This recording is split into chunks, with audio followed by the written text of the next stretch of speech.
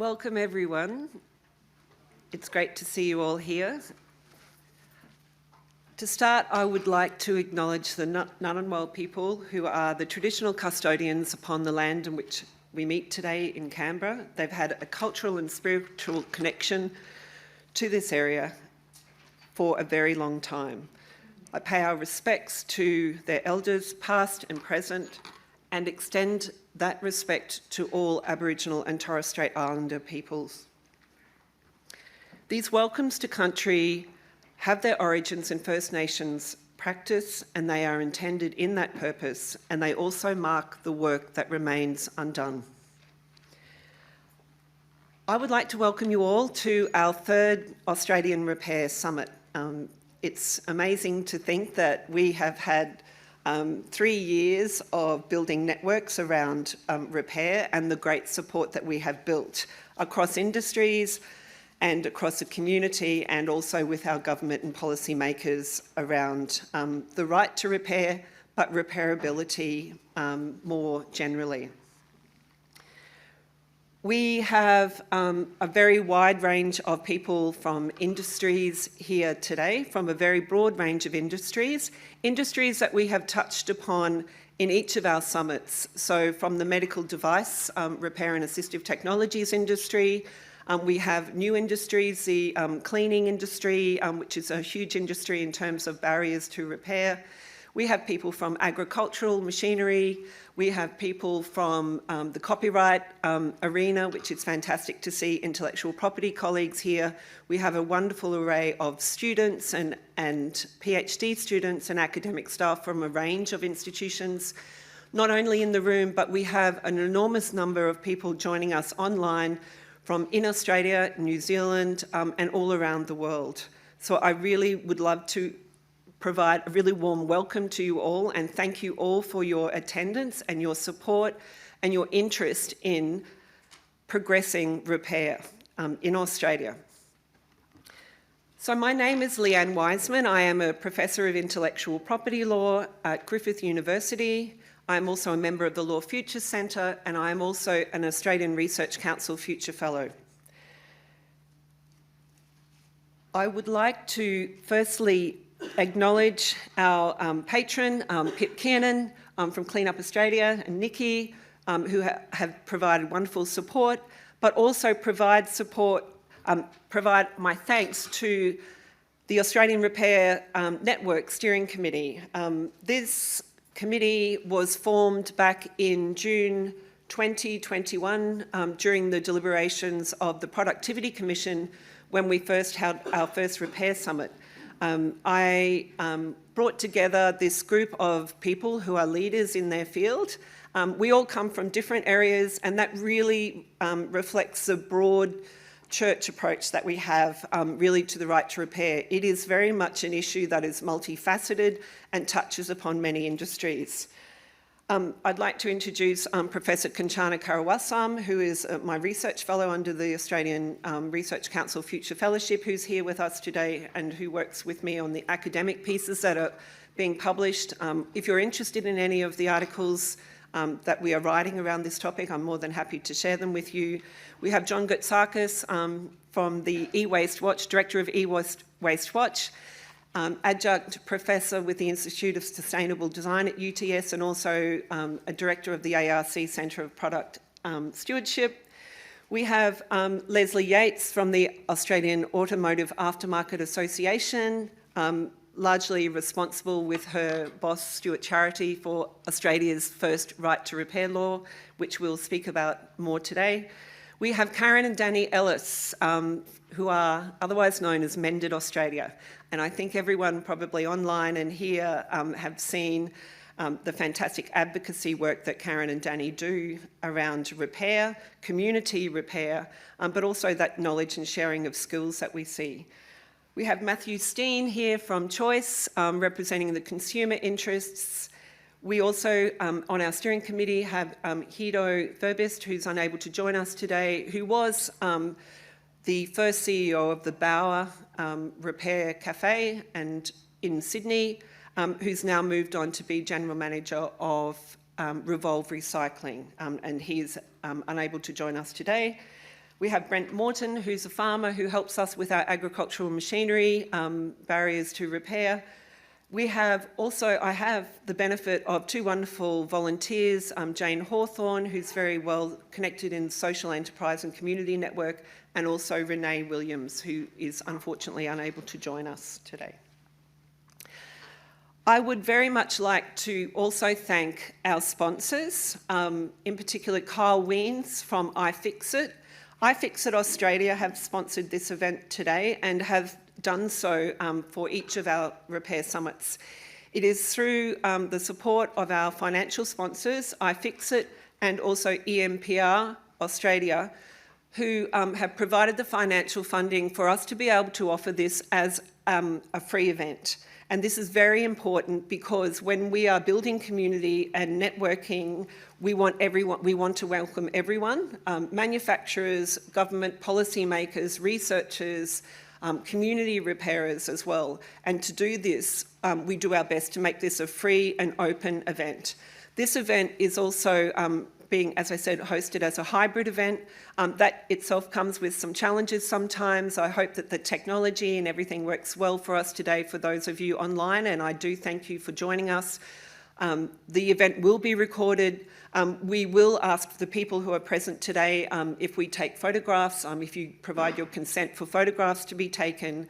There's a few housekeeping issues I would like to mention, and that is we will be using Slido for people online and also available to you in the room as the platform to put your questions to the speakers today. Please feel free to use that. The details are on the slide here. If you're in the room and you have a question, we do ask, because this is being recorded and will be available as a recording afterwards, that you wait until you have a microphone so that you can be heard by the online participants, and that also you will announce your name and your association so that we understand where you're coming from. I would also like to sincerely thank the excellent range of speakers that we have. Each year I'm so excited to hear the excellent and broad-ranging kind of topics that are covered by our speakers. Each year, we have had Kyle Wiens and Anthony Rosborough, who are our first two speakers up today. I would like to pay special tribute to Anthony. Anthony eloped on Tuesday with his girlfriend Hannah and is actually on his honeymoon at the moment in an island off Nova Scotia, but he has done a pre-recorded message. He was going to join live, but I insisted that he did not during his honeymoon. He has done a pre-record for us. Anthony established Can Repair, which is a Canadian repair coalition. So he is essentially my counterpart in Canada. He is also a copyright academic. He is completing his PhD on technological protection measures. So Anthony will be coming out to visit me at Griffith University next year for some time as well. But I would just like to give him a special mention. So we have excellent speakers, as I said, Kyle, Anthony, but we have speakers from all around Europe. We have speakers from France and Austria. We have people here in the community from industry and from a wide range of perspectives around design, policy making. So I'm really pleased to be able to offer the selection of topics that we're going to cover today so that we can stimulate discussion and learn from other jurisdictions about what repair reforms can do. We know that Australia is lagging behind.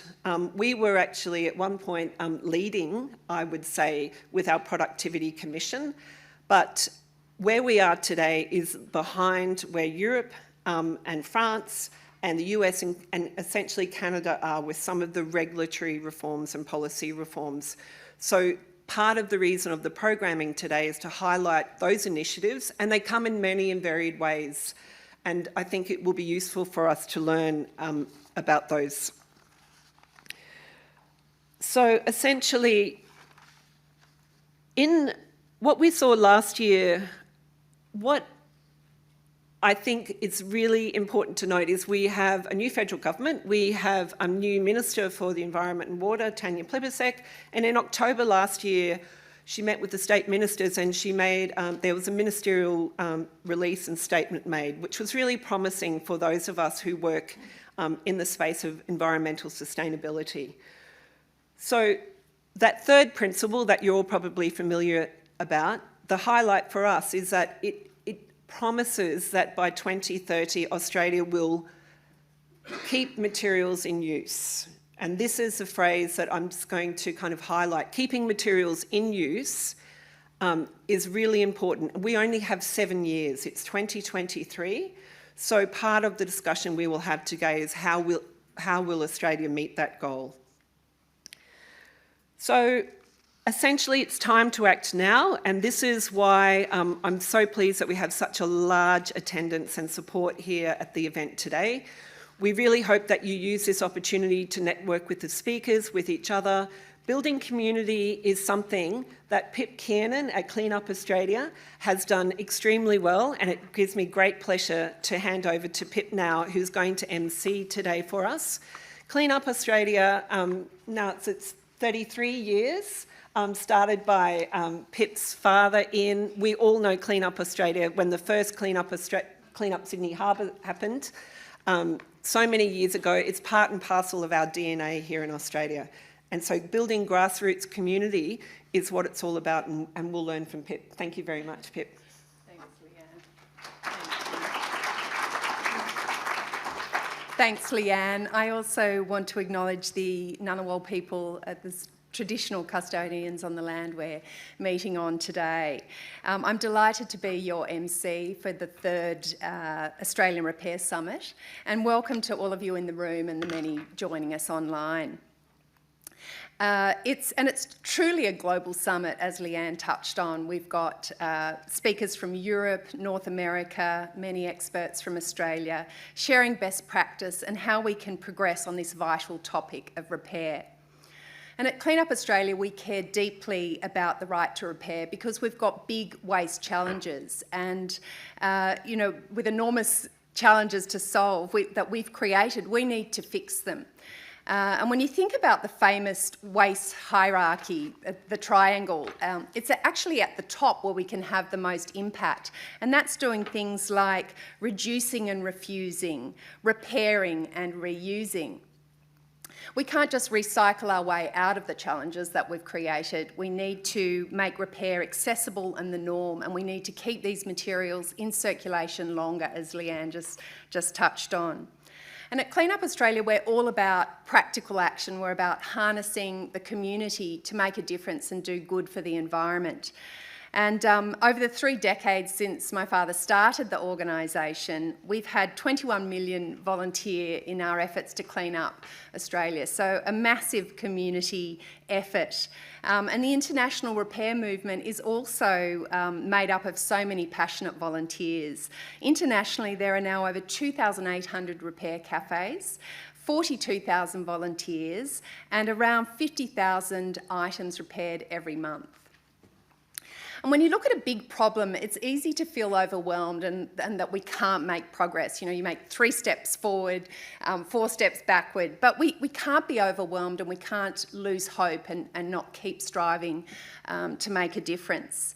I recently found a great letter that was written to my dad back in 1987, so just after he'd finished the BOC solar yacht race around the world, where he saw so much pollution and that really spurred him to take action and start the very first Clean Up Sydney Harbour. And this letter was a rejection letter. It came from Laurie Brereton, who was the then Minister for Public Works, Ports and Roads. And it was a thank you note saying, thank you for your letter, Mr Kiernan, and we can't possibly support a community clean-up of Sydney Harbour at this time. We have a number of committees looking at how we can reduce litter in the environment, and we're doing several reviews, and we'll get back to you in due course and let you know the results of those, those findings. So can you imagine if he'd actually heeded that advice and held off and waited for that that wonderful review, because 40,000 Sydney-siders joined for that first Clean Up Sydney Harbour in 1989, and we now have, over 1 million volunteers that join us every year to clean up. So, the power of community and getting on and getting it done is incredibly powerful. And that's what I see going on in the repair ecosystem, and it really, really encourages me. I see these pockets of incredible headway, and as Leanne's touched on, the Productivity Commission's Right to Repair inquiry report from 2021, 2 years ago, not one action has come out of that, nothing has progressed since that wonderful report. Yet despite that, there are these wonderfully inspiring crusaders who are pushing forward, and many of them are here in the room today or joining us and presenting online. There's iFixit, a global community of people helping each other repair things. There's HMD Global Nokia Phones, releasing repairable phones, and they're genuinely on a journey to make it affordable and easy for the consumer to repair the phone themselves in their home and extend its life. We've got Leslie Yates from AAAA and her colleagues, and they've set the precedent in Australia that it's now illegal for car companies to withhold information and from qualified independent mechanics. We've got our very own EMPR Australia, who are helping Australians fix their computers. We've got John Gatsakis, a true waste warrior, who's worked tirelessly to reduce e-waste and boost product stewardship for decades. We've got over 140 repair cafes in our Australian network with talented and committed people who are taking action, reducing waste and strengthening our communities. They do really important work. And repair also addresses social and digital inclusion, and we will hear from Peach Smigel, who is repairing bikes at Revolve Recycling, giving them to needy kids or selling them and keeping them out of landfill. And Annette Brodie from the Reconnect Project, who's addressing the digital divide by providing refurbished mobile devices to people in need. And Leanne touched on, our ambitious targets in Australia to reduce 80% from landfill by 2030. That is a big goal, and we know that we won't achieve it with the current trends and policies. If we're going to get serious about meeting that target, we must get serious about repair, and we must get serious quickly.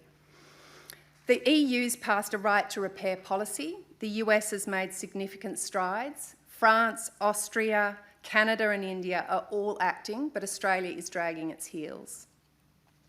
Our capacity to repair the electronics, white goods, vehicles and machines that we buy is increasingly important as countries transition to circular economies, and here in Australia, our inability to repair or access repair and service information is having a significant impact not only on our economy, but also on our environmental future. And of course, repair doesn't begin at the end of a product's life cycle, but at the very moment of its conception. The idea of design for disassembly and repairability must be ingrained in every industry, encouraging responsible production and creation of items that can be easily repaired, fixed, and recycled. And by extending the lifespan of products, we can greatly reduce waste and resource consumption, having a significant impact on our precious environment. And as citizens and consumers, we can keep demanding more from our governments and from our brands, and we must do that. It is time for the Productivity Commission recommendations to be implemented. With the current cost of living challenges, having stronger policies around repair will have positive outcomes not only for the environment, but cost savings for all Australians. And it'll also bring in enhanced skills and training in repair, which we really need that. And like the great work that's gone on in France, I believe Australians are ready for a repairability star rating. So just like we have an energy rating for our household products, a star rating will help consumers understand before they invest in buying a product its durability and repairability, and that will help manufacturers come on this journey to design products that will endure and will be repairable. So the power to create positive change lies in our hands, in each of ours. And your attendance at the summit today is testament to the importance of this topic. And I urge each and every one of you to make your voices heard, to share your insights and to be active participants in shaping the path forward. So now, moving on to our wonderful agenda. I won't give detailed bios because the speakers, we've included their LinkedIn profiles on the program, so I encourage you to connect and follow each of the speakers here today. And our first session will take a look at what's happening in North America. It provides an interesting example of the different responses needed to remove the barriers to repair. While physically Canada has a lot in common with Australia, strong agricultural sector, large and vast geography, it provides an interesting case study and providing perspective on the Canadian experience is the wonderful Anthony Rossborough, who Leanne's just told us he's shown great passion and commitment today and done this on his honeymoon, a pre-record. And of course, so much has been happening on the right to repair in the US in the last 12 months at a state and federal level. So we're delighted to be joined by the incomparable Kyle Wiens, CEO and founder of iFixit, who will be live on screen, not in person. So I'll hand over now.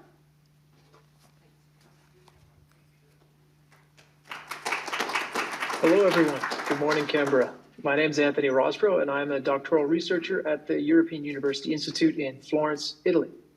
Much of my research focuses on computerization and how software and encryption can prevent lawful and socially beneficial user conduct, like repair, innovation, and research.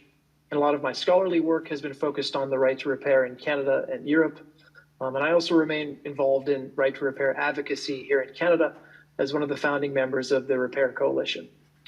So it's an honor to contribute to the 2023 Australian Repair Summit, and I'm pleased to share some updates on how the push toward the right to repair in Canada has been going lately. Thank you to Professor Leanne Wiseman, Griffith University, and all of those who have made this event possible. I'm also pleased to present on this panel alongside Kyle Wiens, a friend and someone I look up to a great deal. I'm sure he has lots to tell you about what's been going on in the United States. I'm sorry that I can't be with you in person, but I hope to make it to Australia soon.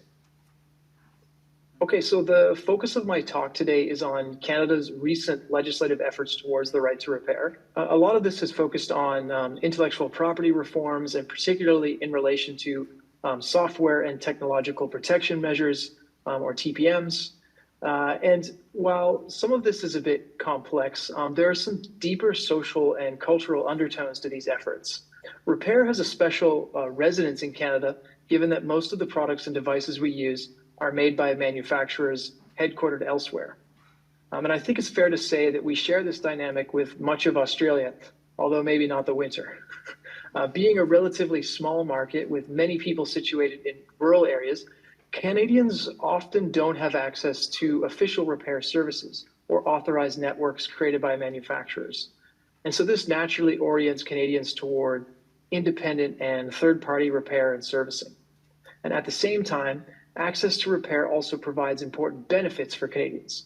It can strengthen the resilience of remote communities. It can make for more circular and sustainable cities. It can support local employment and businesses. And finally, it can facilitate knowledge transfer and social cohesion. And so overall, I think it's important to view Canada's approach to the right to repair within this lens, as an aspect of nation building and collective progress. So briefly, some history of right to repair legislative reforms in Canada. The right to repair originated in the automotive context in Canada. So going all the way back to 2009, legislation was introduced to provide independent automotive technicians with fair access to parts, tools, and information. In recent years, we've seen the right to repair take on a bigger focus, with Ontario and Quebec introducing consumer law reforms in 2019. So that's sort of twin bills, Bill 72 and 197, that were both consumer protection oriented. And these early efforts really didn't go as far as they could have, partly because the right to repair had not really entered public consciousness fully at that time, but also because provincial legislators had been worried about encroaching upon the federal government's exclusive jurisdiction over intellectual property. And so with some recent federal bills targeting IP, we've seen a revisitation of some of these efforts in recent months. notably from Quebec's Bill 29, which is looking to enact some new consumer laws that require manufacturers to provide parts, tools, and information for a certain amount of time. Looking to recent research on repairability in Canada, what we do know is that Canadians are very supportive of the idea. So Innovative Research Group did a 2019 survey which found that 75% of Canadians support right to repair legislation broadly. And that goes across all party lines in the multi-party system here in Canada. Last year, we had a landscape review of repairability across the country by the Canadian Standards Association, and found really that repair's main hindrances across the country are consumer perceptions, the availability of resources necessary for repair, and technical barriers that are inherent to the products themselves. So they called for greater standards development, of course, and some greater regulatory intervention to address those barriers. And finally, some more recent research as well from Equiterre, an NGO out of Quebec, found that repairers and consumers across the country, in the last 2 years, only 19% of Canadians with a broken electronics device or appliance had it repaired. And so, broadly, the access to repair and the frequency with which it's carried out seems to be low despite a strong appetite for it. So, if we look to the federal election back in 2021, we've seen a strong emphasis from Canada's Liberal Party, which now forms its federal government, toward the right to repair. So things have been heating up, not just in the public consciousness, but also in the elected arena as well. So leading up to the 2021 election, the Liberal Party, identified the right to repair as a key policy priority. And among its campaign promises were to implement a right to repair, to extend the lifespan of home appliances and electronics by requiring manufacturers to supply resources. It's important that requiring is in there. The second is to amend the Copyright Act to ensure that copyright is not used as a mechanism for preventing repair of digital devices and systems. So currently, we've seen, since those promises were made in 2021, a kind of trio of 3 bills come forward. And the first was Bill C-244, which was an act to amend the Copyright Act, so going towards those digital locks. This has sort of been the bill that's received the most attention from right to repair advocates and critics across the country since it was introduced. It proposes that circumventing digital locks for the purposes of repair, maintenance, or diagnosis be permitted. And the second was Bill C-294, which is an act to amend the Copyright Act, but in this case for interoperability purposes rather than repair. And that's to make 2 devices, work together, to exchange information necessary to work together. So it's kind of a related issue to repair. It's very, very prominent in the agricultural equipment context. And that bill has also seen a lot of support. And finally, Bill C-231, which focuses on the Competition Act, specifically for electric vehicles and the ability to access the repair resources needed for those vehicles. And it proposes that the manufacturers provide independent repair shops with diagnostic and repair information on the same terms as authorized repair providers. Canada had made a commitment to having, mandating electric vehicles by 2035.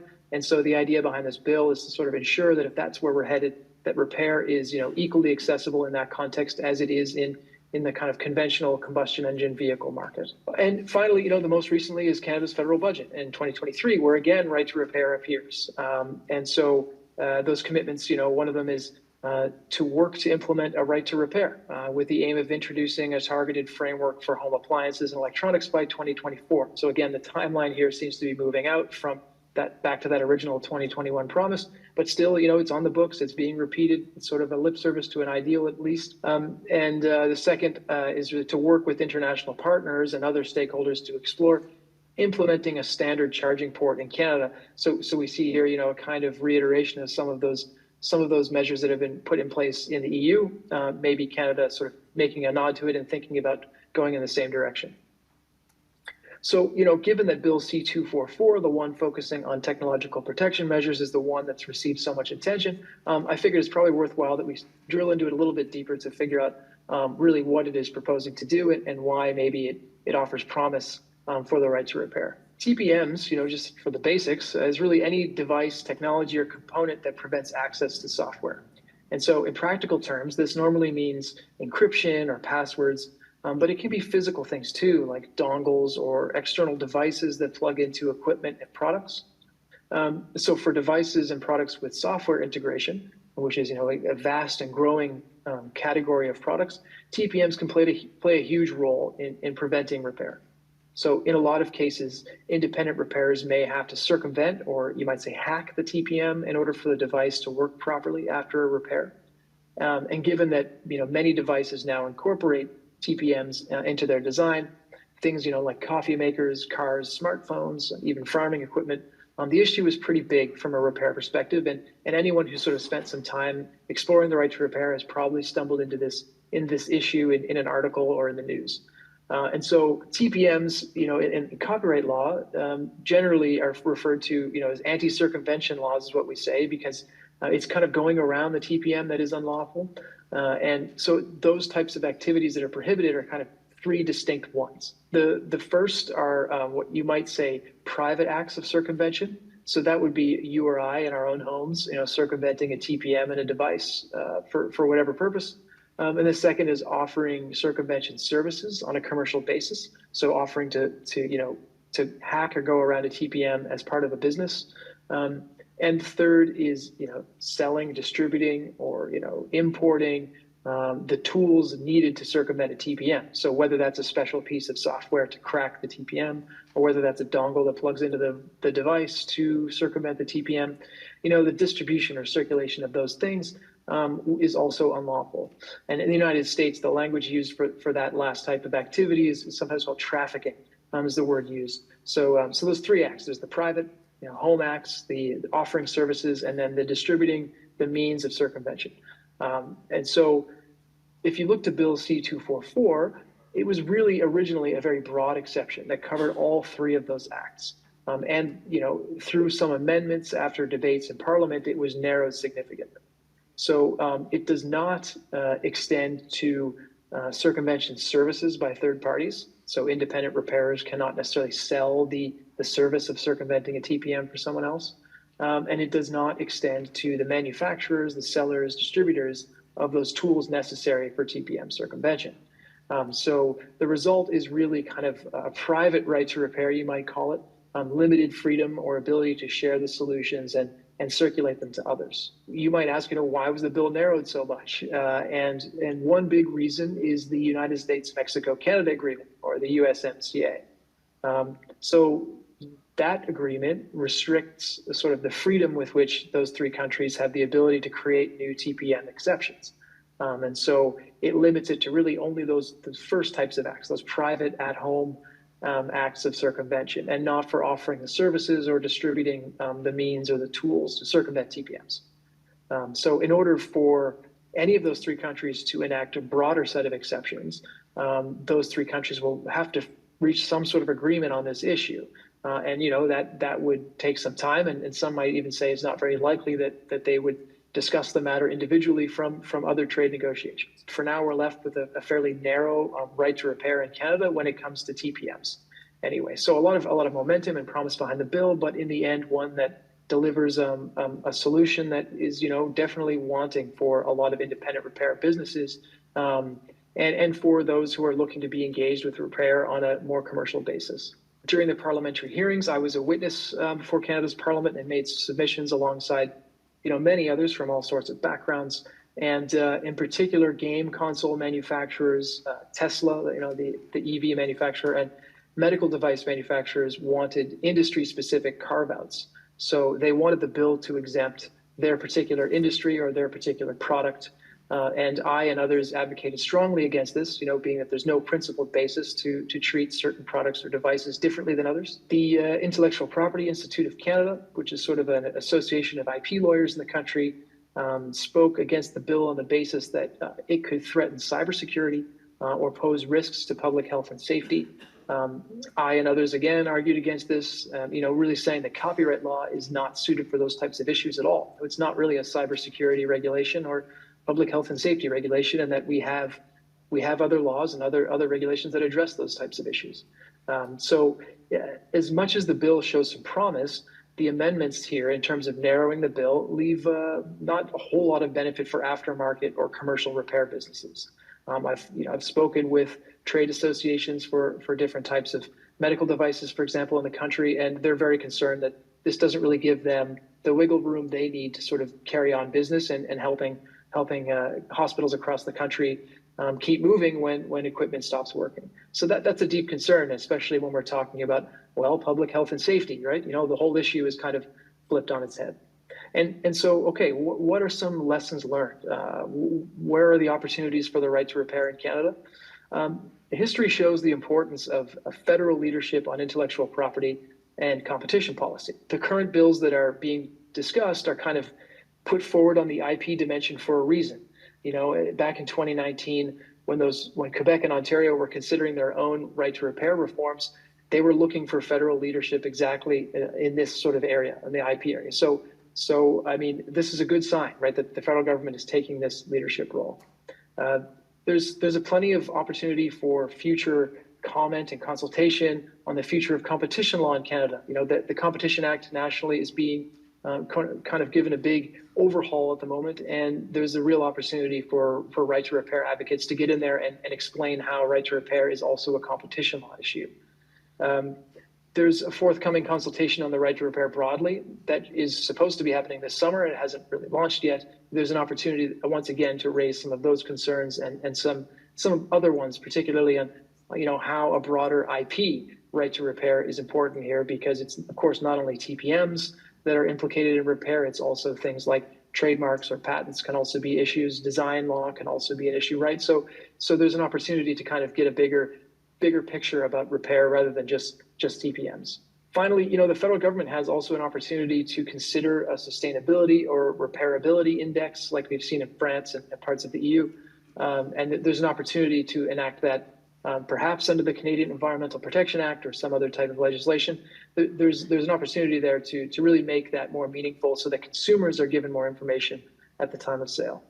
And so far, the narrow focus on TPMs has not really left much room for these types of approaches, but we're hoping that once we sort of get over these initial obstacles, that there'll be a broader view of the types of solutions we need for repair.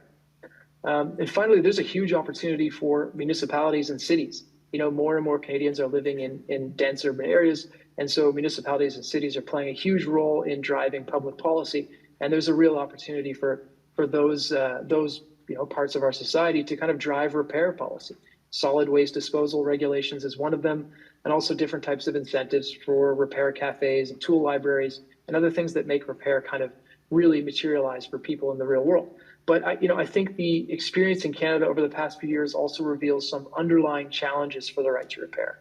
The first is that individual countries can only do so much when it comes to IP reforms. The fact is that IP is often intertwined in trade agreements in ways that doesn't leave a whole lot of room for creative or expedient solutions.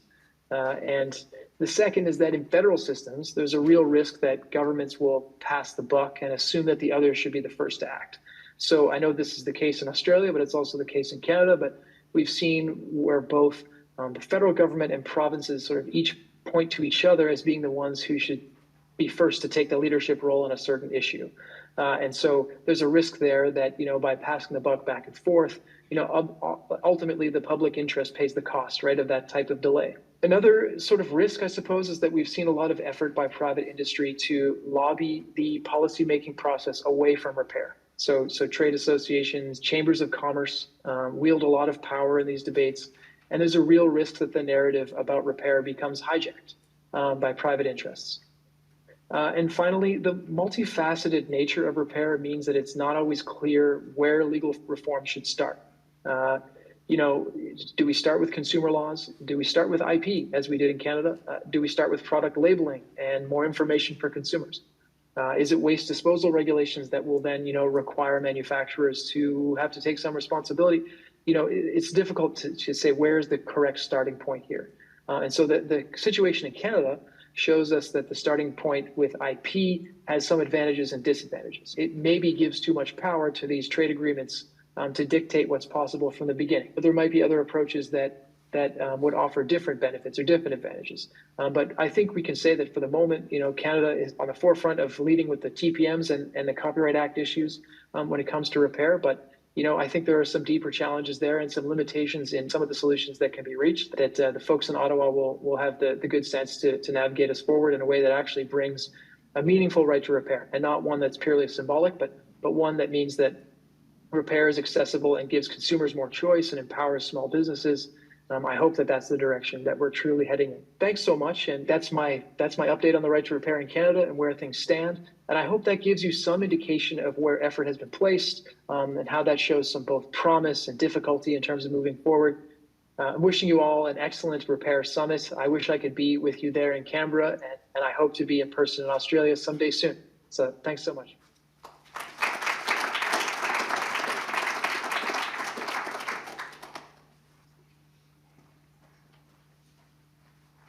And now we'll welcome Carl Wiens joining us live online. Thank you very much for having me. Thrilled to be joining all of you. I'm going to give you a quick run through of what's been happening in the U.S. over the last couple of years. I typically also give an international overview, but we've got lots of folks from Europe who are going to be sharing later today. So I thought I'd give you an overview of what's happening with the U.S. coalition, which is substantially led by Repair.org and us and some other organizations like US PIRG that have just been really fantastic. I imagine you're all here because you agree with this. And you've probably seen lots of these circular economy charts where we talk about how the economy used to run one way, or maybe it most substantially still runs this way, where we dig things out of the ground, we make things out of them, we use it for a little while, and then we toss it away. And that is a suboptimal use of resources. We can do better. And if we do better, it will not only help the planet, it will also create all kinds of economic growth opportunities here at home, and it will create a more livable society. So that's what we're all working towards. I have spent so much time at so many amazing repair facilities. This is a repair facility run by Patagonia, where they have a amazing warranty on their products. And some of these sewers have been working for Patagonia for 20, 30 years. And so that's what really gets me up in the morning, gets me excited about repair. Of course, there are many obstacles that we're working on tackling, and we are systematically tackling that across the world. India's government recently launched a really cool new Right to Repair website. They say they're going to get information online from manufacturers where they're sharing their information, which is awesome. We're seeing more and more of these kind of campaigns and coalitions popping up around the world. You're going to hear lots more about Europe later today, so I'm not going to talk about Europe at all right now. I'm going to focus on the U.S. and the progress that we've been making in the U.S. Now we've got 50 different states, and we have decided to tackle this battle state by state in 50 different states. So we introduced legislation in over 30 states this year. Due to the way the U.S. legislative cycle works, most of those are wrapped up and done by now. And so I can tell you about our successes and our failures this year. We had some successes finally, which is really exciting. And people are calling this a watershed moment, that this is kind of finally the time for Right to Repair.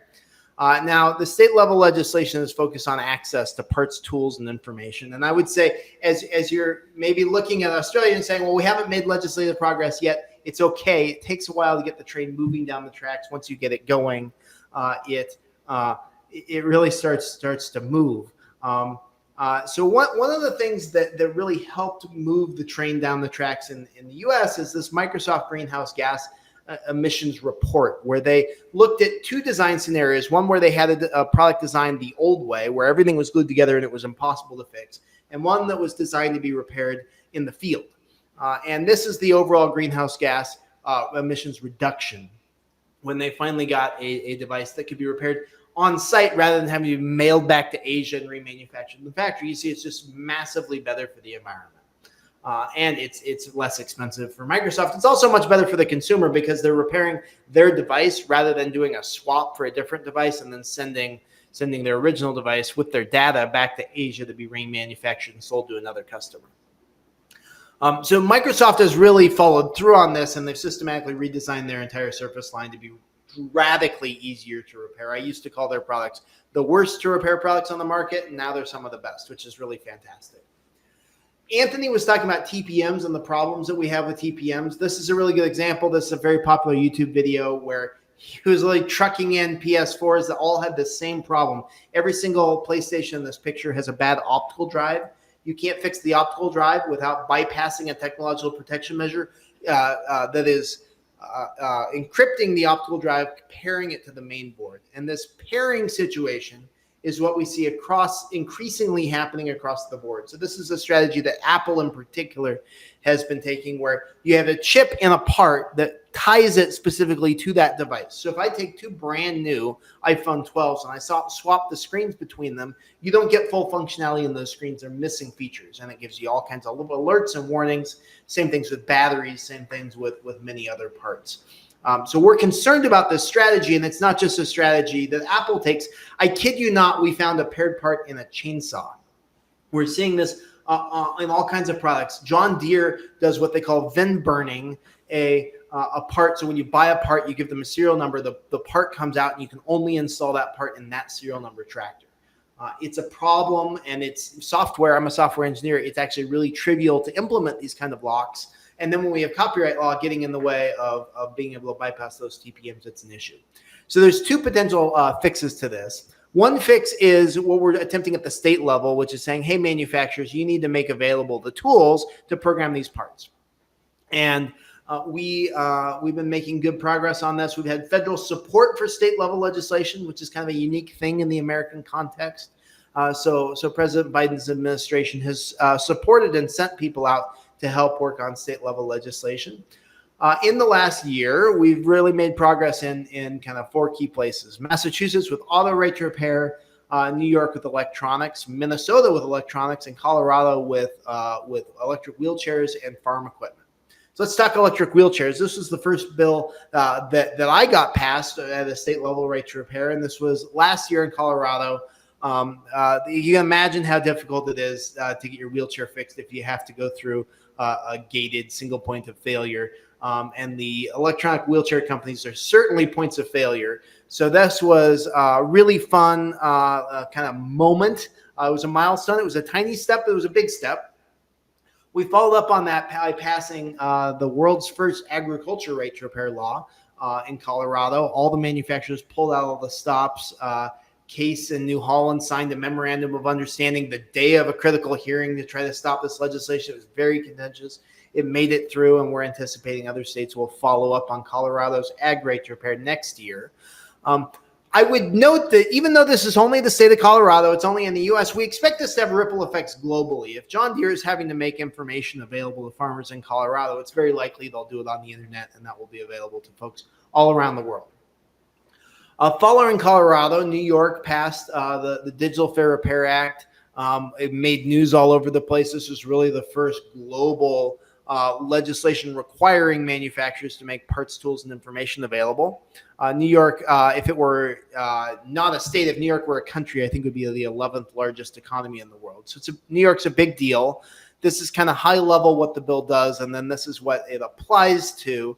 Pretty much all consumer electronics. It doesn't apply to motor vehicles or a handful of other things that got exempted, but it applies broadly to all products. And the New York bill goes into effect January 1st of 2024. So it's coming down the pike, and I'm hearing from lots and lots of manufacturers that are working hard now to get prepared for the law to start being enforced in January. Following New York, New York had a number of kind of caveats, carve-outs at the last minute that watered it down. And so Minnesota followed up and passed a right to repair law. This is Repowered in Minneapolis, which is one of the organizations pushing to fight it. This law passed, really excited. This is a celebration in Minneapolis the other day. Where everybody's really jazzed. We had the senators and legislators who fought to get it passed. And what's cool about having this at Repowered, kind of like the Patagonia photo I was showing you, these are folks who are on the ground, they're fixing devices every day, and they're the ones who are dealing with these digital locks. So if they can fix more things, they also recycle products. The repair kind of subsidizes the recycling. The more they can repair, the more of an economic impact they'll be able to have in their community. Here's the selfie I took during the celebration. We had a great time. And this is what Minnesota covers. Pretty much everything except motor vehicles. Video games, unfortunately, were exempted. Medical devices, off-road equipment. It excludes farm equipment. But in general, Minnesota covers a broad spectrum of products. Okay, so at the state level, we're talking about parts, tools, and information. we still have to deal with this TPM and this copyright issue. This is the US law that is the US equivalent of what Anthony was talking about with TPMs. And this is kind of our strategy, how we've been tackling this. We at the state level, we focus on parts, tools, and information that can be regulated at the US state level. And at the federal level, this copyright issue can really only be solved at the federal level, and potentially needs to be dealt with in trade treaties as well. So that this is kind of the venues where we work on different initiatives. Congress had the first hearing on right to repair a couple weeks ago in a while, and there was extensive discussion of these laws banning TPMs and how the laws were designed to stop piracy. They weren't designed to stop repair. And even some of the legislators who were around back in the 90s when they passed those laws were expressing regret and saying they had no idea the impact that it was going to have. And if they could go back in time, they would fix it. And so they're motivated to step in now. We're almost 30 years later and fix it. The US, unlike Canada, has an escape hatch built into our copyright law where every 3 years you can apply for an exemption to certain locks. And so we're applying for an exemption to fix McDonald's ice cream machines, which are notoriously broken all over the place. We are working, by the way, Leanne and I are working on getting this map in Australia. They have the same problem in Australia, but we don't have the data proving it. So we're going to work on this. But this is the ice cream machine that breaks. If you go to McDonald's and you can't get ice cream, it's because of some lockout error opaque error on a machine like this. And we're going to try to fix it. So hopefully, if nothing else, if we succeed with the right to repair, you may have more ice cream than you do right now. We're hoping that you'll have a lot more. And I'm going to be sitting here working hard until we get it done. Thanks so much for having me and for hosting this amazing event today. I wish I was there in person. I hope you all have a great day. Thank you so much, Kyle and Anthony. It's really inspirational to hear both Kyle and Anthony speak, and I'm very privileged to be able to work with both of them so closely on our right to repair movement globally, but they're very supportive of our Australian movements here.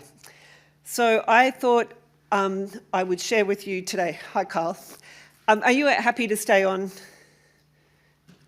Yeah, cool.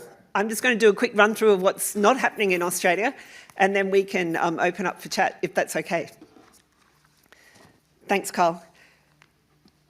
So as I said in the introduction, what's really important about Australia, we had a really unique opportunity. We were the only country that had an economic think tank of the federal government do a 12-month inquiry that called all industry stakeholders that may be impacted by issues to do with barriers to repair. There were over 250 submissions.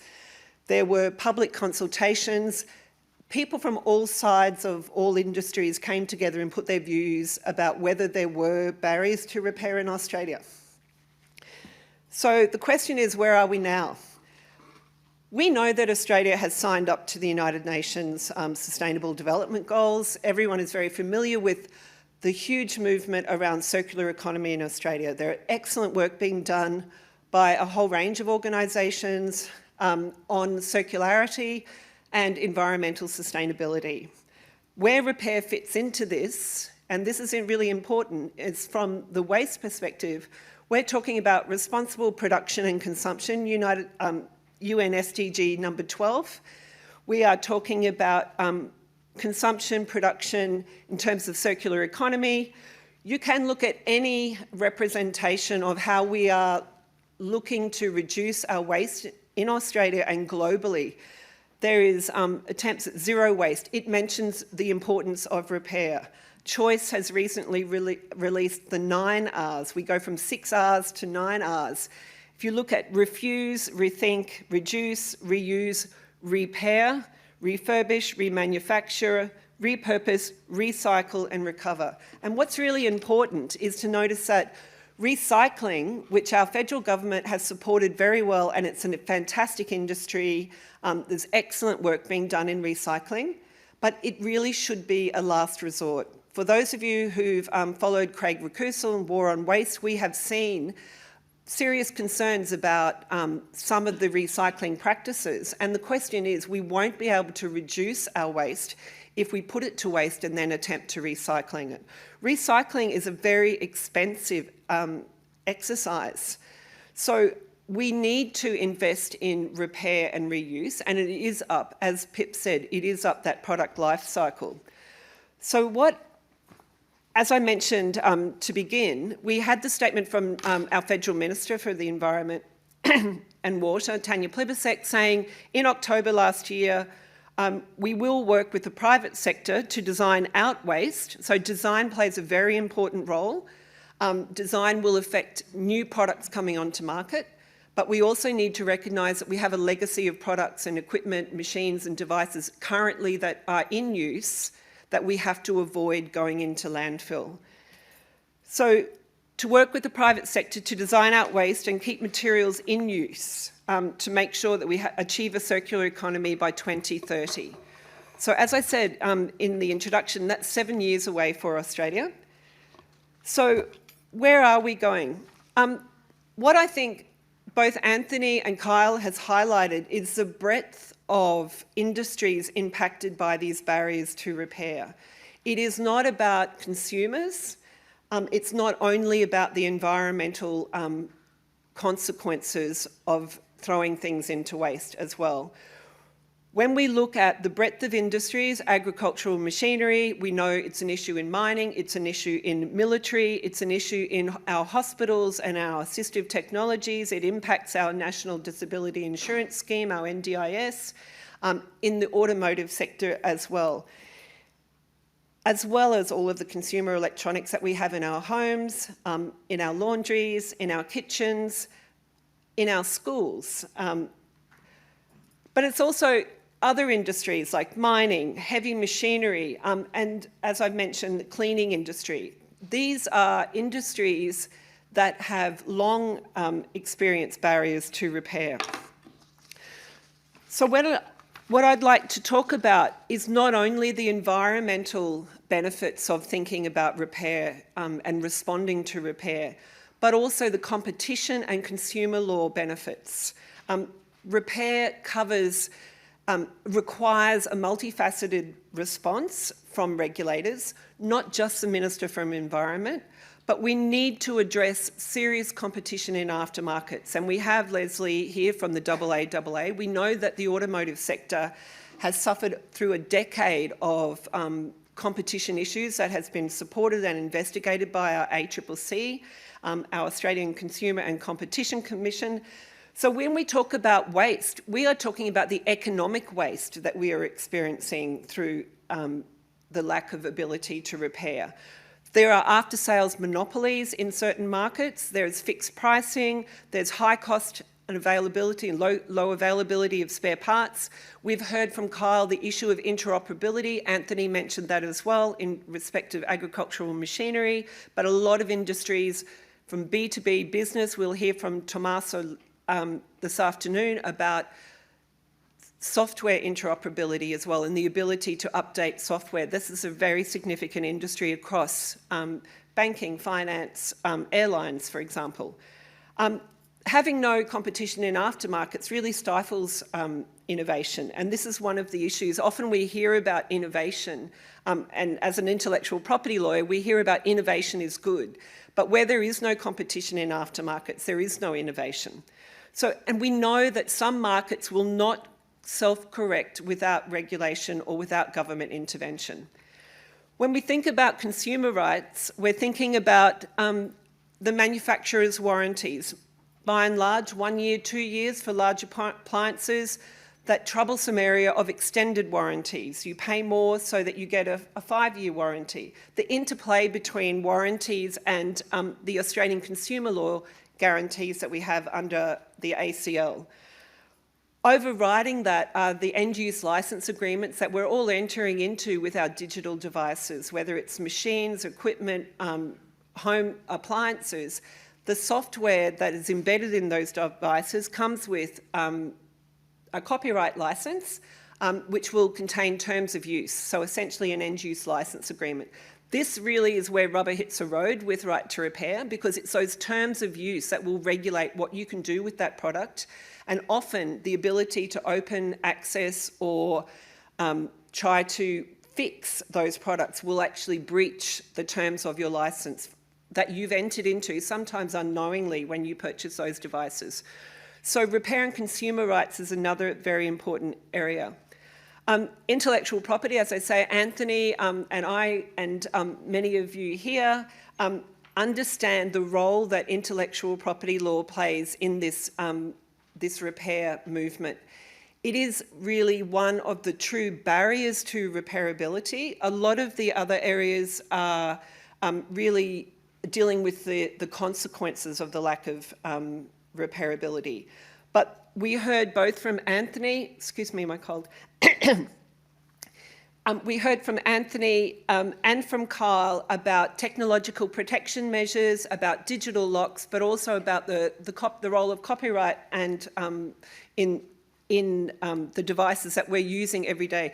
Copyright reform has traditionally been the remit of copyright users have been identified as libraries, educational institutions, schools, universities, people who are consuming knowledge in a printed form and more recently in a digital form.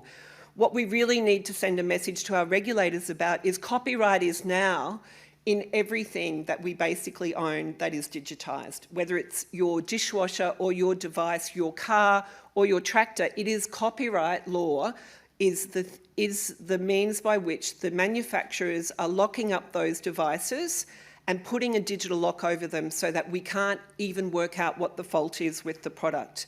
So this is from the Productivity Commission, and I think it really illustrates for those of you who are not intellectual property people, but there are so many intellectual property rights in our devices.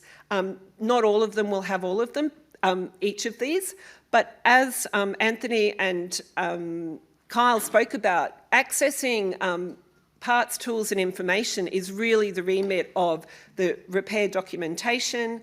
We have, you know, what we see in contracts in some industries are confidentiality clauses. You enter into a contract and you're not even able to discuss that contract, and that whole role of trade secrets is questionable, and I'm happy to debate with my IP colleagues about that. We have patents, we have trademarks, but it is the computer programs and the software and the digital locks, the end-use license agreements, circuit layouts, and also that part pairing that Kyle was talking about that is really creating the barrier in our products to be able to repair. So let's look at the Productivity Commission. I'll dust it off. The final report was finished in October 2021. And what was really important, as I said, it was a federal inquiry, a lot of submissions, a lot of thought went in by a lot of people on both sides of repair. So it wasn't a one-sided inquiry, it was genuinely inquiring as to, do we have a problem with accessing available spare parts and repair information and services in Australia, and what should be done about it? So the Productivity Commission's recognised that there was importance in giving independent repairers greater access to repair supplies and fostering competition in repair services, and that it would not compromise safety or discourage innovation in those markets. So what the Productivity Commission final report is a very detailed, knowledgeable survey of the unnecessary barriers to repair in Australia. These are not, it would be nice to have. These are recognised by our economics and experts as being the unnecessary barriers over and above normal barriers. So I'd just like to highlight some of the recommendations that have not yet been acted upon by our federal government. Excuse me. So there were really three strong groups of recommendations, and what I propose to do is just take you through and just talk a little bit about them and where we are in Australia today. So you can see in enhancing consumer rights, promoting competition and enabling access to repair supplies, and also looking at the waste or product information. So if we go through, what I thought, this is something that Anthony referred to, and we've discussed this a lot. It is kind of our Achilles heel. It's fantastic in a way that we have so much that we cover so many portfolios of our federal government and state and local governments with repair, but it's also a problem because of that very issue that Anthony said of whose responsibility is it, who starts, what can we do, it's all too hard. And this is, I thought of the 16 federal departments that we have in Australia today, I just thought I would run through with you quickly and highlight in yellow those portfolios and ministries that would have an interest in repair, in greater repair. So if we quickly look, Veterans Affairs, assistive technologies, wheelchairs, a whole lot of assistive devices. Treasury's obviously the department that makes our laws and responsible for the automotive data sharing scheme that we have. Social services, again, similarly, issues around skills training, but also supporting community in a whole range of ways. Communication and the arts, and Attorney General's Department is copyright. It's great to see copyright back in the Attorney General's Department. Infrastructure transport, we know that e-vehicles, batteries is responsible in that area. Industry and science, training, skills, knowledge sharing is part of Ed Husick's portfolio. Health and aged care, again, we're looking at therapeutic goods administration, medical devices, assistive technology, repair, very significant issues for people who live with disabilities. Employment and workplace relations, again, the training issue, the skills and training, we have a panel devoted to that this afternoon. Our Department of Education, Department of Defence, obviously climate change, we have the commitment from the Federal Minister. Agricultural, fisheries and forestries, we'll talk about agricultural machinery. Last year at our summit we had Mark Swift and Frank from the Sugarcane Cane Growers Association in North Queensland talk. We had talk about their problems with ag machinery repair. We had Minister Lee here as well, listening to that particular issue. So I think this is just highlighting as stakeholders of who we need to be talking to and who we need to engage with, but also probably the need for us to step away from all of those departments and kind of think a little bit more creatively about what the appropriate regulatory responses can be. And there is not one panacea, there is not one response.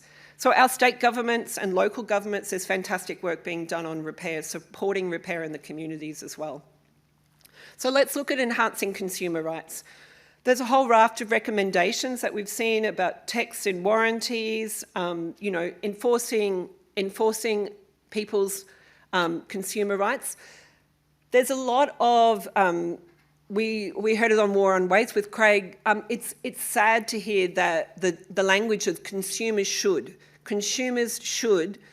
learn more about their rights. Consumers should collect more waste and recycle it. There's a really big onus on consumers, and I was quite interesting to see Craig say back to the minister saying, well, hang on, we actually do a lot. How about you guys do something? How about we had some intervention here? So let's look at consumer rights. The theme from the Productivity Commission was basically really our peak bodies. So we have Choice, we have the Consumer Policy Research Centre, and that is their business. They know consumers, they know the challenges, and drawing from their submissions, it is clear that consumers felt that they are unable to get the outcomes that they want when their product fails. There is probably no one in this room who has not encountered a problem with one of their household appliances, their laptop, their phone, whatever it might be, your car. But we all know a simple hinge falling off your laptop is not a simple issue. Trying to get someone, a dishwasher that stops working because the motherboard has failed because you live in Queensland and you have German cockroaches that like the warmth. I have a huge metal big dishwasher that basically they were telling me to get rid of because they will not provide that computer program that basically tells it whether it's dirty dishes or not. There was nothing wrong with the actual device, it was the software in that device. So we could all share stories, and everyone we speak to at all levels, from industry, government, everybody has had a problem with repair, accessing repair, getting repair services or parts or information. So the Consumer Policy Research Centre said consumers feel the onus of responsibility for solving problems is on them, and that companies are not set up to identify and resolve issues. So I don't know of any manufacturers who have on their website do you have a problem with your product? Put your information and data here, and we really want that feedback. Wouldn't that be a wonderful world that we live in, where the manufacturers themselves are seeking information on what fails? We often know that with expensive products, it's a very small plastic part that will be the problem. So if that data was collected, perhaps that change could happen within that organisation and it could be redesigned and design out those faults. But at the moment, this issue is that it is up to us as consumers to take on a company or to go to the ACCC. I think what's really important is the Consumer Policy Research Centre also pointed out the need for research around this area. We need to understand what the experiences are of consumers when they're making complaints. I know myself, I've approached manufacturers about my microwave or my dishwasher. I've had no response. Do I go to the ACCC? What are my avenues? I'm a fairly well-educated consumer. I know my rights. I know what should happen, but do we have any joy? Is anyone going to take on a global giant in relation to a $400 or $500 device? It's just not practical. We know Choice is the same.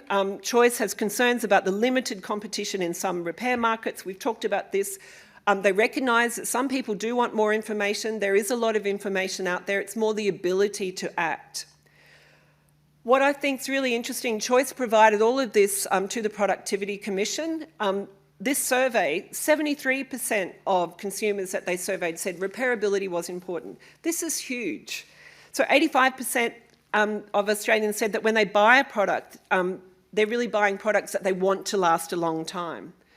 So when we look at, even in the draft report, which had some fantastic recommendations, which didn't make it to the final report, one of them was that the ACCC should actually work with manufacturers to get manufacturers to reveal the product lifetime of the things that they're making.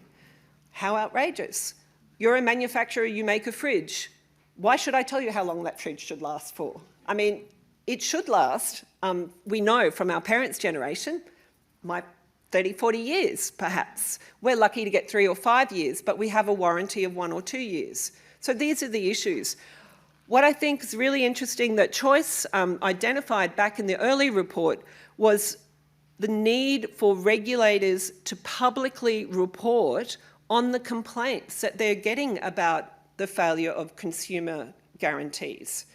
We don't have any data from the ACCC about how many consumers are going to the ACCC with complaints in relation to failure to repair, replace or refund products because they're defective or not fit for purpose under the consumer guarantees. So without that data, how can we recognise that problem? How can we talk to our regulators? So it's very important. We know that Treasury did consult on making some minor and practical amendments to the consumer guarantees and supply indemnification provisions under the ACL. Those provisions do not have any penalties for manufacturers. So it's a law that doesn't have any penalties. So I would wonder what's happened with that review. That was done in 2021. They looked at introducing penalties for companies that failed to comply with the consumer guarantees that we currently have. I'm not sure where we are with that. Perhaps we can have some discussion with that. This issue around data, this is something that those of us working in the Right to Repair movement often is given to us and say, we can't set targets around repair or reuse. We can't, not like we can with recycling, for example.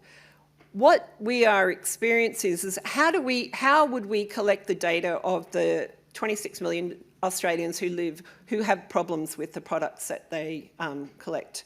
If the ACCC is not collecting it and releasing it to us, how do we do that? The manufacturers aren't doing that. How do we collect that data? I think that's a really important issue that we need to talk about because we know it is a problem. Each and every one of us are experiencing this problem almost each and every day. The second broad area is promoting competition and enabling access to repair suppliers. And this was multifaceted. There's lots of recommendations sitting here, but I'd really like to kick off on a really positive note and talk about the AAA and the fantastic work that Stuart Charity and Leslie Yates have done in getting Australia's first right to repair law. So for our 3 years, we've been talking about this. Back in 2021, it was very early days. This law is now in operation for the first, has been in operation for the first 12 months. I have been very privileged to be able to travel to international conferences to talk about this law because this is very unique.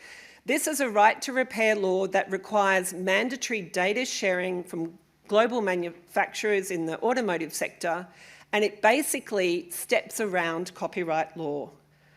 It sits in our Australian consumer law. It sits in as an amendment to our consumer law, but it basically tempers the role that copyright can play in controlling that information. That is very unique, and it's very unique for us intellectual property law people to see a consumer law act tempering IP, which I love. So this, our Australian motor vehicle aftermarket is a huge market. 14.4 billion, it's gone up since then. We know that they had a decade of concerns. I've mentioned this. The mandatory data sharing scheme that was proposed in 2020 passed into law until 2021 and has been in operation since July 1st, 2022. That is actually the piece of legislation. As I said, it sits in our Australian consumer law. What is fantastic is that it has an ACCC policy unit that is looking after that. So that is the teeth, that is basically the enforcement mechanism for that legislation. So that is unlike anything else that we have with our consumer guarantees, that we actually have penalties of up to $10 million for global manufacturers who refuse to share their information under this scheme. So I think this, I'll attribute Leslie, this is Leslie's presentation from the AAA, but and you can see the quality of it. But basically, it really, if you look at the timeline, there's a 12-year campaign to access automotive repair and service information. We've had legislation passed. There has been training. We talked about training. Training is something that we need to talk about across a whole range of industries. This scheme is for certified, qualified, independent mechanics. It is not for DIY repair. So that is a really significant issue. So there's police checks. We've got the new law in operation. It's been in operation for 12 months. And what has been fantastic is we have the ACCC, as I said, it's a motor vehicle information sharing unit. There are staff there. They're monitoring the law, how it's going. No law is perfect when it's introduced. That is why the Productivity Commission recommended that this law be reviewed. There will always be lessons to learn, improvements that can be made with law in any way, but it has opened up automotive repair markets in Australia, and it has really opened, reduced the competition barriers. So we've had that legislation now for 12 months. It looks a little bit complicated, but I think what's really important is that the Minister has regulatory powers in this scheme. As I said, the ACCC is playing a role in enforcement in this scheme. There is ASRA, which is the scheme advisor. That is the body that is basically authorising the access between the global manufacturers and the independent mechanics at reasonable cost. And so there's essentially, this whole scheme has been working, and it shows how successful it's been over the last 12 months and continues to be improved. And this is something that Leslie can speak about if you have any further questions. What I think is really important is these are the functions. It's providing information, it's facilitating access so you can take your car and plug it in and get the information that you need from your manufacturer. There's identifying missing information, things that you can't get from those global manufacturers. And then there'll be a process of monitoring and reporting back to the federal government about this scheme and about, this is extremely innovative. As I said, this is something that we should be very proud of in Australia. There's 33 global brands participating. There's 3,230 independent mechanics who are accessing. There's provision for EV vehicles. There was concern about that. Queensland, in the recent review of Electrical Safety Act, is proposing that only licensed electricians should be able to work on EVs. Sorry, Queensland, but... and obviously vehicle security professionals have a role here too in terms of getting access. So that is a really positive story around what a regulatory regime can do for one market, and that is in automotive market, and it's a huge market for Australia. We don't make cars, but we fix them. One of the recommendations of the Productivity Commission is that there should be a similar repair supplies obligation for agricultural machinery. Now, ag machinery has had a similarly long history around problems with accessing the diagnostic software that farmers need to fix their tractors while they're working on farm. Australia shares a lot of the similarities with Canada in terms of remoteness and the size of our farms. We have extreme weather events. Farmers can't be laid out for 3 days during a harvest time. We've heard about this particularly last year on our panel. The ACCC conducted its own inquiry in relation to the agricultural machinery. There's an excellent report by the ACCC on this. They did a survey. They produced a whole lot of recommendations.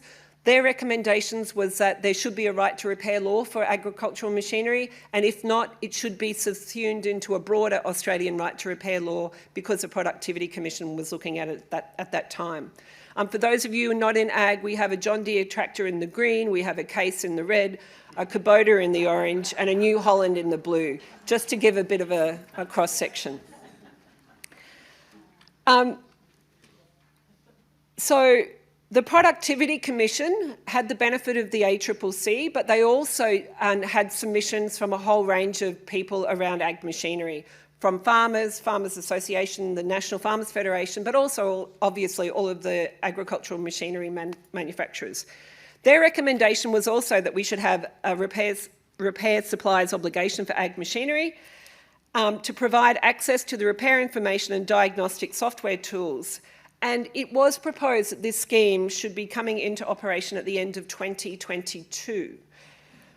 Where we are at the moment in ag machinery is basically the National Farmers Federation, John Deere and the Tractor Machinery Association of Australia are negotiating an MOU at the moment along the same lines as we've seen happen in the United States. Carl talked about the Colorado legislation, but there are a number of MOUs in place between ag machinery manufacturers and farmers associations in the United States, different states in the United States. That is an ongoing process at the moment. It will be interesting to see how the MOU will go. We have had experiences of MOUs in other sectors that haven't been upheld. It would be great to see the Ag Machinery and the Farming Association and the machinery manufacturers are able to go forward and share the necessary information, all of the necessary information that is needed for farmers to conduct the repairs on their tractors and keep their tractors in operation. We know that some farmers keep an old tractor on their farm so that, you know, if their new tractor breaks down, they've got one that they can just open the, do you say bonnet on tractors? You can open the hood and fix it and keep going. So we know that that's the case. Oh, there you go. You don't even need to fix it, you'll just keep driving. So it won't remotely shut down. The old ones don't stop. That's right, the old ones don't stop, that's very true. The other recommendation was around IP laws and essentially copyright law. We've heard a lot from Anthony, so I'll skip through this part. I know some of my copyright colleagues are here. Thank you. So essentially what we hear is growth, innovation, fantastic IPs here. IP Australia, the World Intellectual Property Organisation, measures innovation through the number of IP rights that are registered. Patents, trademarks, design rights. So the more innovative you are and the more IP rights you have, the better you are, basically. The problem with that is, as an intellectual property scholar, and those of you who know, intellectual property is more than rights. It's about a balance. There has always been a balance in IP law between rights holders and the public, access to knowledge, access to those people who need to make use of that. So there's always that balance. And we talk about where is the balance when we look at some of these digital locks that are over our devices. We have fair dealing, but can we use it? This is the question. So what was recognised by the Productivity Commission is that we needed reform around copyright laws as well. We needed a fair dealing for repair so that you can actually use software for the purposes of repair, basically, and also whether we have fair use or not, like the US, which is a much broader defence, that has been something that we've been putting to regulators for many years. What's really important, and something I just want to flag because it crosses all this section, is all of our IP rights can be contracted out of. And this is where the role of the end-use licence agreements are really important, because you can contract out of all of your defences by a contract. And that's what we're seeing with a lot of the end-use licence agreements that are in, for example, ag machinery, but in other industries, medical devices and assistive technologies as well. This is a problem, okay? This is a really big problem for IP. There's a very careful, big regime, a lot of money goes into it, carefully balanced, and you have a private contract that overrides it and blows it out the window. So that issue, the consumer guarantees under the ACL cannot be contracted out of. So that's another example. And I would argue that in Australia, we need to have a prohibition on contracting out of our copyright defences. We also have provisions around digital locks, and Anthony's talked about that. These are the 3 recommendations that nothing is happening on, okay? And these are very important. The recommendation was ACCC to undertake mobile phone and tablet market study, that the ACCC should investigate claims of anti-competitive conduct in a whole range of repair markets, but also that there should be a review of the medical device market and regulations. So we have had panels talking about this, and Margaret Noonan is here from the Assistive Technology Suppliers Association of Australia, who has spoken about assistive technologies and public safety and concerns in relation to repair. Our panel last year, for those of you who weren't here, it's online. It's a very interesting panel to watch. We had Dinesh Palapana, who's our Queenslander of the Year. He is a doctor, a lawyer, a disability advocate, a quadriplegic person as a result, a person with quadriplegia from the result of his accident. He spoke about his experiences. We had Steve Lacano, who I know is online today, talking about biomedical technicians' skill set in the hospitals, fixing the hospital's equipment, and often they're prohibited from doing so. So these areas are not being touched. The Therapeutic Goods Administration, I can say I've spoken to them, they don't think it's an issue. What is really important to note is that not all of our assistive technologies and our medical devices are regulated by the TGA. A lot of assistive technologies and some medical devices actually fall outside the TGA regime, and they fall under the Australian consumer law. So this is something that we really need to highlight. It is not only up to the TGA to regulate in this space. The final recommendation is around product information and e-waste management. Enough have been said. Pip has mentioned it, and we'll hear more about it. Last year we had a conversation around the need for a product label. This will help, not only help consumers purchase at the point of sale, get better information, but also we have seen in France, and we will see in Europe, a follow-on, that manufacturers will design differently and will kind of lift standards around design for disassembly and repairability, access to parts, tools and information as well around a label. We would love to see a label here in Australia as well. What we have seen from the federal government, and this is really the closest thing that I can talk to, is the Federal Department of Environment and Water is currently got just closed a consultation on Wired for Change, regulation for small electrical products and solar photovoltaic solar panels systems.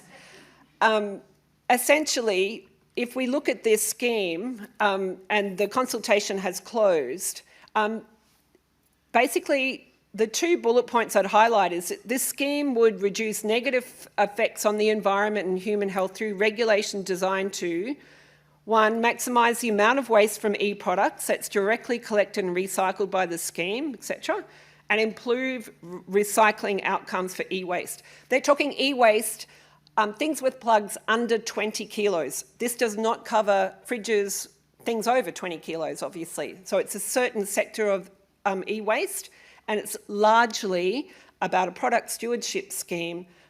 There is really nothing in this proposal that addresses repair and reuse.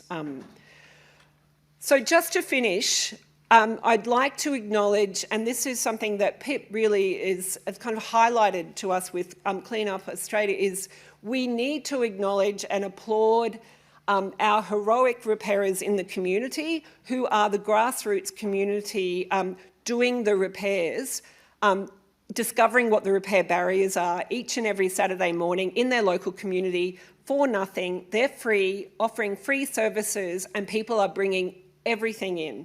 The stories that you hear of people's KitchenAids being fixed and the whole families being saved from children's uniforms being mended, it is an experience, and I would encourage you to visit one of the 104 repair cafes that we have in Australia. As Pip said, it's a huge worldwide movement. It started in 2009 in Amsterdam. These are the numbers. It does make a difference. This is about strengthening community, building awareness, raising awareness amongst a broad range of communities, businesses, schools, educational institutions as well. I've run 5 repair cafes on my campuses at Griffith University, and it's amazing to see staff, students and professional staff come together, learning, sharing, problem solving. It's amazing, and really happy students and staff leaving with things repaired. So the social benefits of repair, as Anthony talked about, are very, very important, and this is where we will grow our movement and get traction. The social impacts, the skill sharing, the knowledge transfer, the training, the equity and inclusion, social inclusion, digital inclusion, making secondary devices available to those who are not otherwise able to purchase devices. This is huge. In rural, remote and First Nations communities, this is so fundamentally important.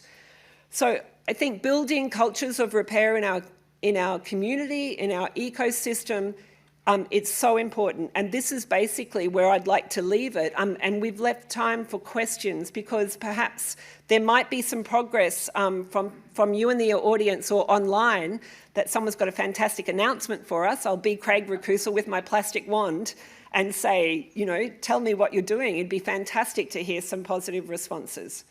Thank you.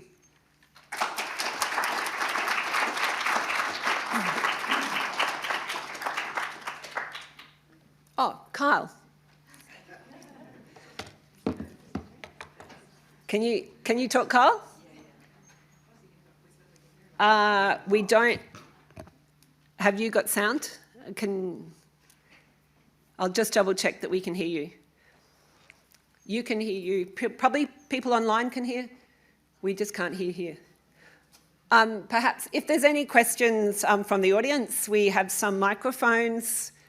John. Kyle, I have some questions for you too. Okay. You might have to speak up quite loudly, I think. Hello. Can you hear me? Yes. Okay, so I'm John. Yeah, good. Thanks. Okay, I'm John August with the Pirate Party of Australia and Radio Skid Row, Sydney. So one observation and one question. I have actually heard that old cars are holding their value better than you would expect if they're repairable and maintainable in people's garages. So if that's the case, you know, the market is responding to show that it appreciates things you can repair. And I don't know if we can hear from Kyle, but I was intrigued by that story of the PS4s and the optical drives and so on.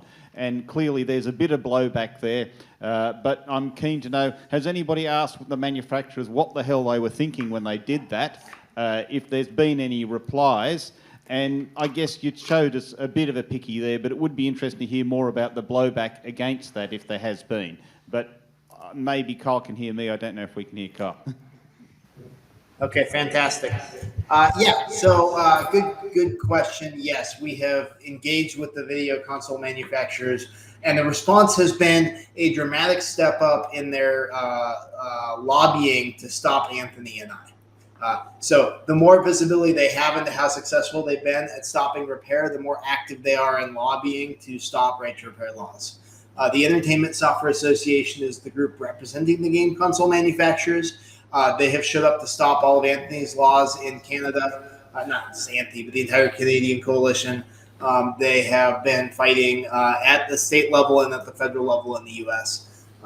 What the heck are they thinking? Why are they doing this? Well, with game consoles, the reason is for the lock is not to stymie repair, it's to stymie piracy. It's just that repair is collateral damage along the way. Why is Husqvarna putting locks in their chainsaws? I'm not sure. Why do we see these locks in cars and tractors? I think that really is intentional to stop repair and stop tinkering, and that's the sort of the thing that society really needs to step in and put its foot down. A quick question for you.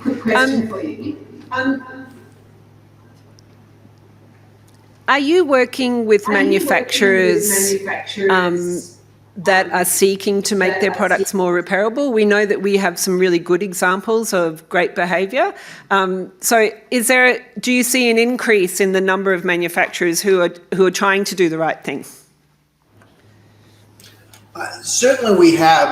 That's an area where iFixit, we work kind of with both sides. We're working to advocate for reforms, but we also work directly with manufacturers.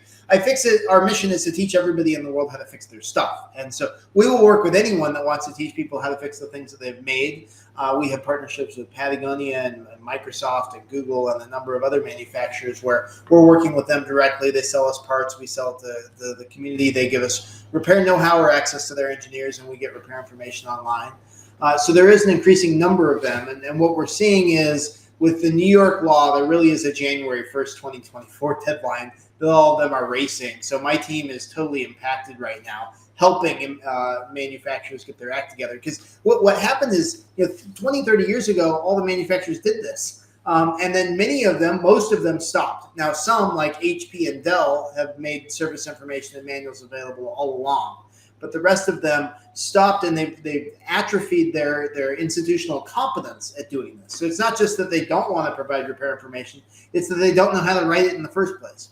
So we're kind of filling in the gaps and retraining and rebuilding that capacity inside these manufacturers. Thank you. We have a question up the back, and then John, and then I'll take 5 questions, 1, 2, 3, 4, 5, and then I'm conscious of the time that we should break for morning tea after that, but if that's okay. And there will be time for general questions at the end of today, but I'll start at the back. Thank you. If you could say your name and... This is Jessica Coates. I'm a copyright expert. This is one for Kyle again. In terms of the anti-circumvention laws, we're seeing more willingness, I think, in most countries to put in exceptions for the activist circumvention, but we're still stymied by the DMCA and its children. Is there any... That is obviously the US's baby. The US is the only reason why that provision exists, and it's why it's in all these existing... no matter how many times you negotiate a new free trade agreement with them, they still include it. Have you seen any willingness or any movement on that from the US government point of view, or is the lobbying just too strong? Well, it's a new era. Taking out the ban on providing commercial services and stuff. Yeah, so you are 100% correct to point the blame at the US, and more specifically, you can point the blame at Hollywood as the reason that these laws exist in the US, and then we have very successfully, with our imperialist trade practices, exported our evil copyright laws to the rest of the world. So I apologize on behalf of my country. Now let's try to undo that. And it's going to be a decade plus effort to roll this back. So we have to start by identifying the problem and making it visible to policymakers. We're doing that. We're actively engaging with the Biden administration on trade negotiations right now. So will they listen to us? I don't know, but I think it's a voice at the table.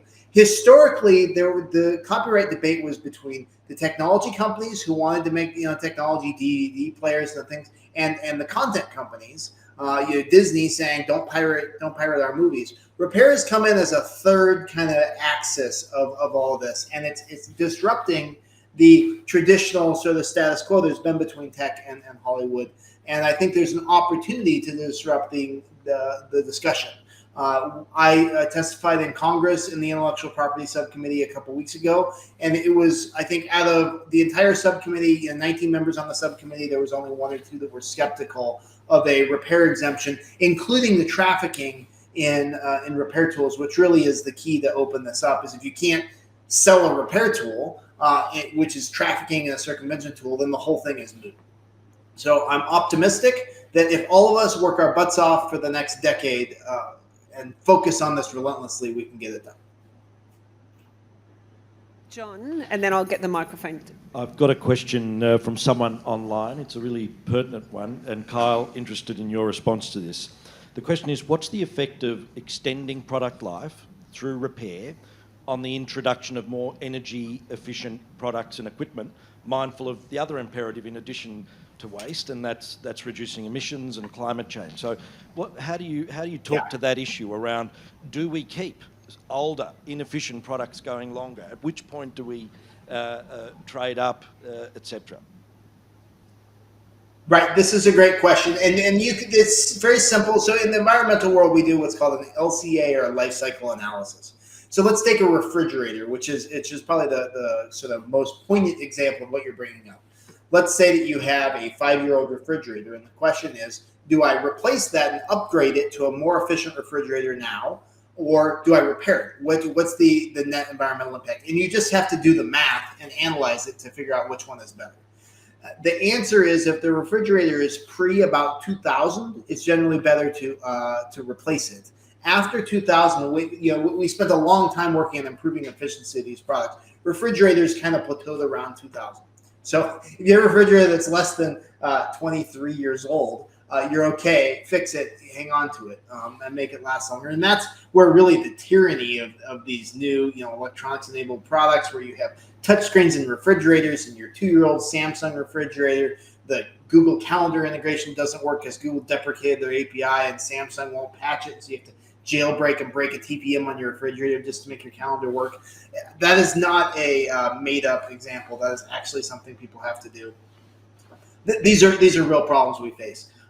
As we look across the board at most products, it's really the most energy-intensive products where your point is relevant. But even there, we've reached substantial efficiency gains over a number of years, and it's the manufacturing phase that has the bulk of the impact, not the operational phase.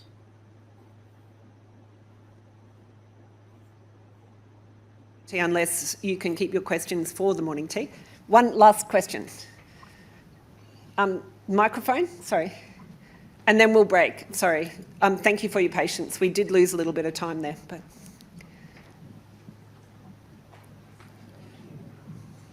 Mike, can you hear? Yeah. My question is at the Sorry, can you say your name and your... Sorry, Jane Teo. I'm down at the community level.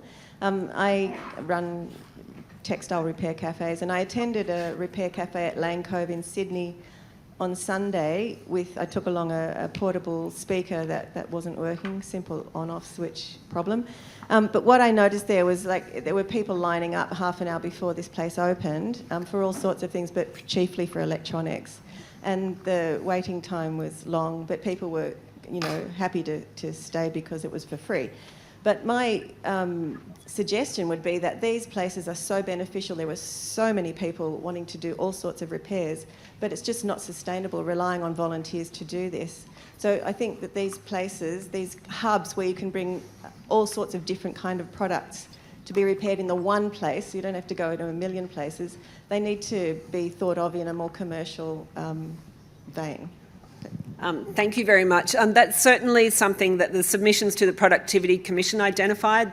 In Australia, by and large, there is very little support, financial support, to sustain the network of repair cafes that we have. There's a bit of a a mishmash of some local government and state government initiatives, but certainly not sustainable.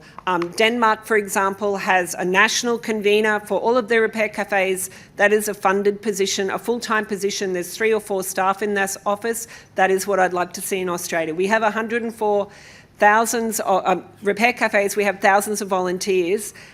If the federal government or any philanthropy would give us some support, we could actually grow that. And that will help us collect data that we need then to give back to government about how easy things are able to be fixed or not.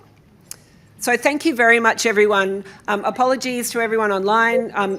I'm not sure if you had the same experience that we did, but I appreciate your patience. Kyle, we love hearing you speak, and we thank you very much for your time today and your support. Thank you.